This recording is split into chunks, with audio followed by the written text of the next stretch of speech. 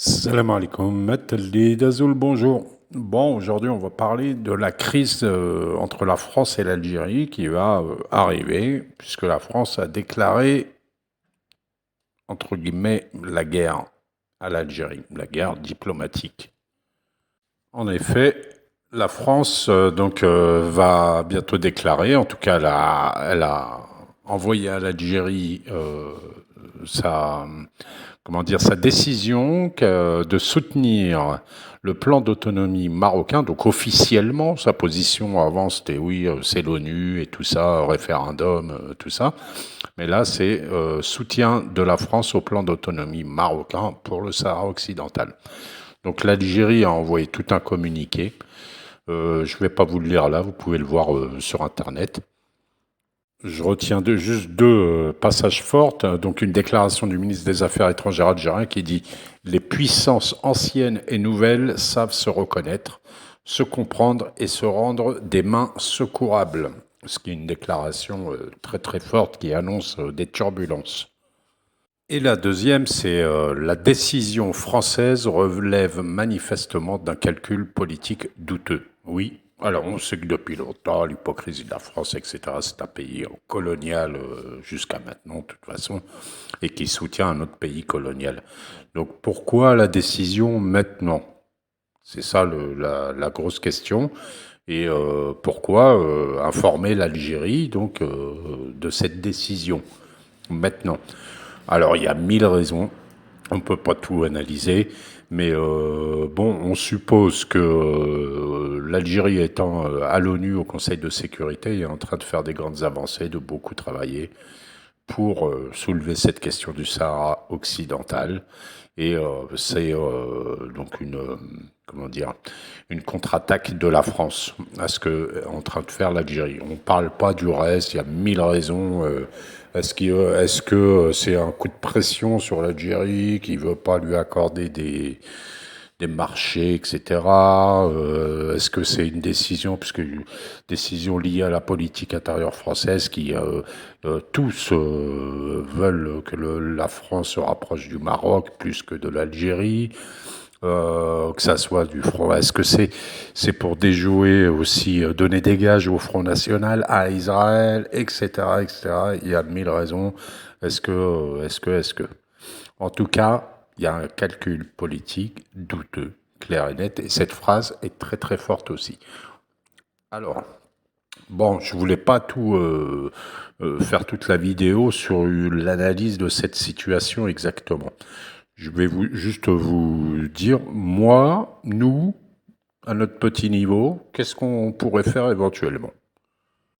Parce que franchement, les Algériens en France, notamment, ils commencent à en avoir marre quand même. La télé en permanence contre tout le système, c'est systématique et systémique, que ce soit les médias, les partis politiques, etc., qui attaquent l'Algérie et les Algériens.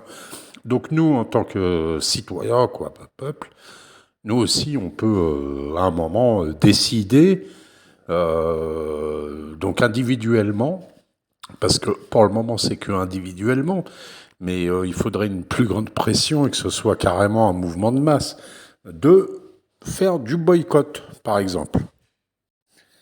Dans le domaine du transport, en plus, il y a de plus en plus d'Algériens qui viennent en Algérie. Dans le domaine du transport, on pourrait leur faire mal parce qu'ils se font des bénéfices incroyables sur le trafic aérien que je connais assez bien parce que c'est mon boulot, entre l'Algérie et la France. Regardez, vous avez Volotea, compagnie espagnole, Transavia, ASL, Air France, Vueling, compagnie espagnole. Mais tous, ils ont des créneaux français, des créneaux de vol français. Certains ont repris les créneaux qu'avait à l'époque, comment ça s'appelait, Aigle Azur. Voilà. Et donc, toutes ces compagnies-là sur lesquelles vous voyagez, c'est du bénéfice pour l'économie française directement. Hein. Votre argent va chez eux, en France.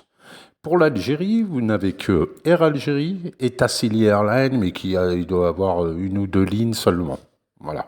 Donc c'est un gros problème On peut pas tous dire, allez, je prends que Air Algérie, je boycotte les autres. Bah, il faut essayer quand même, en attendant. Mais évidemment, il y a le côté économique, les prix.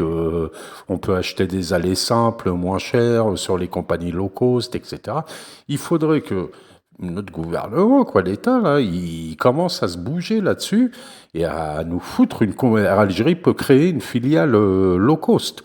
Ou bien il y avait des dossiers là sur des compagnies privées, tout ça, mais qui n'ont pas encore abouti. Mais il serait largement temps que ça aboutisse. Vous vous rendez compte, il y a 1, 2, 3, 4, 5 compagnies françaises. De l'autre côté, vous en avez que 2 qui arrivent à saturation très rapidement. Évidemment, Tassili, c'est négligeable. Alors, vous avez aussi là le côté bateau. Le bateau, pourquoi tout le monde prend de Corsica? Parce que c'est une catastrophe. Moi, je la prends plus, la compagnie algérienne, alors que je suis hyper nationaliste là-dessus. Je fais très attention à ces trucs-là. Mais c'est vraiment une galère avec eux depuis.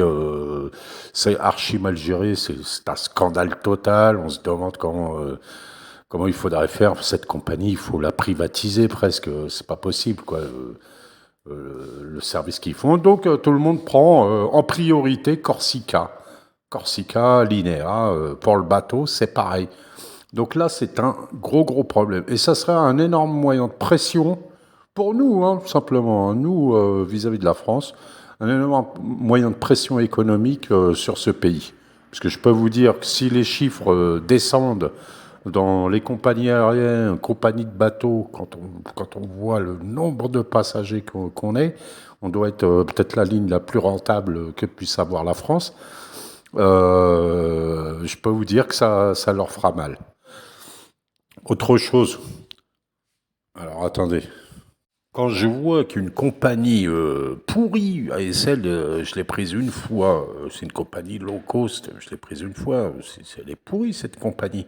Explosion des vols France-Algérie, ASL Airlines, France s'impose. Les billets, ils sont pas donnés avec eux, ils profitent dès qu'il y a beaucoup de trafic, de demandes, les prix s'envolent avec eux, sont plus chers qu'à Algérie carrément, etc. Et ils ont même ouvert un ASL Airlines point des aides tellement c'est rentable. Et évidemment, on les paye ici en dinars. Et bien sûr, leurs bénéfices, ils vont les rapatrier en France en euros. Alors que c'est une compagnie qui est liée, enfin, qui fait Israël depuis le début qu'elle a été lancée, quoi. Mais bon, c'est une compagnie française quand même. Mais il nous faut absolument des compagnies qui vont nous permettre de boycotter les autres compagnies françaises, dont ASL, bien sûr, parce que là, ça devient grave, quoi, toute cette situation pour nous, Algériens. Algériens qui vivons ici en Algérie ou Algériens qui vivaient en France. Et le poids économique, il est énorme. Et ça, faudrait qu'on s'en rende compte un peu plus et organiser ça. Autre chose, c'est le poids politique. Donc, qu'est-ce que j'ai fait, moi moi, je vote pas hein, en France. Hein, je suis que algérien, carte de résidence, mais bon. Donc, je suis allé sur le site de la France Insoumise. Je n'ai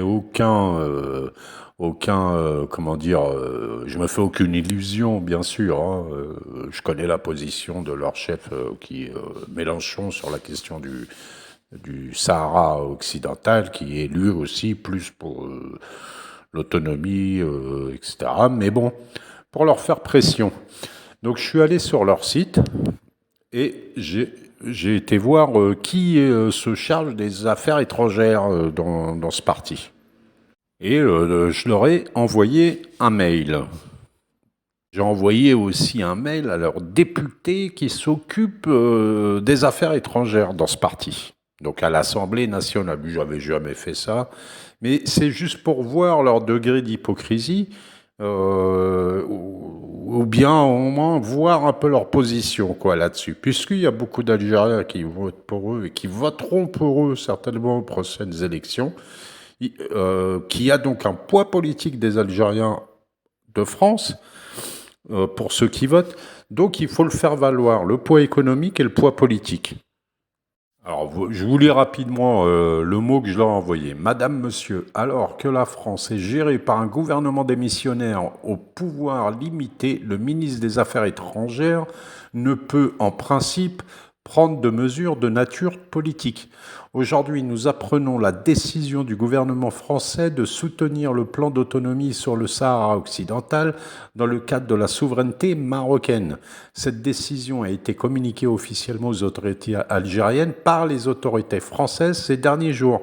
La question de la décolonisation du Sahara occidental, à l'instar de la Palestine, sont deux causes majeures pour une grande partie de l'électorat de gauche et plus particulièrement celles et ceux qui sont originaires d'Algérie, mais aussi de pays africains. L'interaction actuelle L'intersection actuelle entre les deux voies de résistance en Palestine et au Sahara occidental est une manifestation de la similitude entre les deux causes, en dépit des contextes historiques et régionaux différents. À l'instar d'Israël, le Maroc fonde son projet expansionniste sur des revendications religieuses et historiques, affirmant la souveraineté politique sur le territoire, ce qui a été réfuté par la Cour internationale de justice dans son avis consultatif du 16 octobre 1975. Nous ne pouvons nous résigner à accepter cette négation du droit à l'autodétermination reconnu par la communauté internationale depuis le milieu des années 60 pour le peuple sahraoui.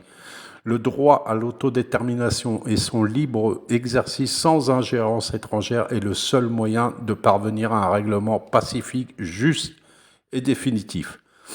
Cette décision ouvrira une crise majeure avec l'Algérie et d'autres soutiens de la cause, voire une rupture radicale entre la LFI et celles et ceux qui soutiennent le peuple colonisé sahraoui. Nous vous demandons de soulever cette question et nous voulons connaître votre position clairement sur le sujet, car nous considérons que cela influera fortement sur notre soutien à votre mouvement. Voilà, bon, je signais Farouk, machin, donc comme quoi on était un collectif citoyen. Bon, bien sûr que je ne m'attends pas qu'ils me répondent «Ah oui, on va en parler à la télé de ce problème». Mais sait-on jamais, s'ils recevaient beaucoup de mots, beaucoup de demandes sur le sujet, peut-être qu'ils soulèveront le problème, au moins pour leur propre intérêt, c'est-à-dire dire, vous voyez, le gouvernement démissionnaire prend des décisions actuellement alors qu'il n'a pas le droit, je ne sais pas moi, hein.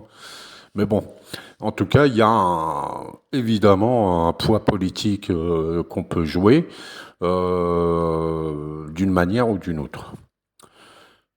Finalement, donc, au Sahara occidental, c'est le colonialisme et bombardement du Maroc avec des drones israéliens et le soutien de la France.